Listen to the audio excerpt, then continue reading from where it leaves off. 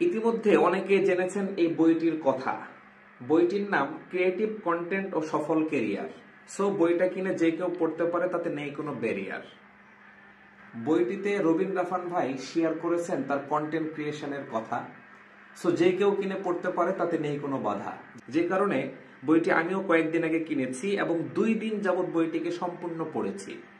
বইটিতে টোটাল 23টি অধ্যায় রয়েছে। 22টি অধ্যায় আলোচনা, 23 নম্বর অধ্যায়ে উনি সারমর্ম টেনেছেন। বইটি পড়ে আমার কাছে পার্সোনালি যা মনে হয়েছে, আমি এমন কোনো পয়েন্টস বা কি পয়েন্টস পাইনি যেগুলো অনেক ভালোভাবে নোট করে রেখে পরবর্তীতে সেগুলো ফলো করে আমার কন্টেন্ট ক্রিয়েশনের যাত্রায় এগিয়ে যাব। খুব গতানুগতিক মনে হয়েছে।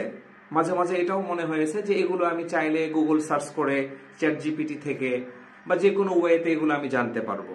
বাট যারা একদম কন্টেন্ট ক্রিয়েশনের বিগিনিং স্টেজে রয়েছেন বা এন্ট্রি লেভেলে রয়েছেন, যাদের কোনো ধারণাই নেই ইভেন কন্টেন্ট ক্রিয়েশনের জন্য কোন প্ল্যাটফর্মগুলো বেটার বা কোথা থেকে আপনার যাত্রা স্টার্ট করবেন, যাদের একদমই ধারণা নেই, তারা চাইলে বইটি কিনে পড়তে পারেন, তাতে আপনারা উপকৃত হতে পারবেন।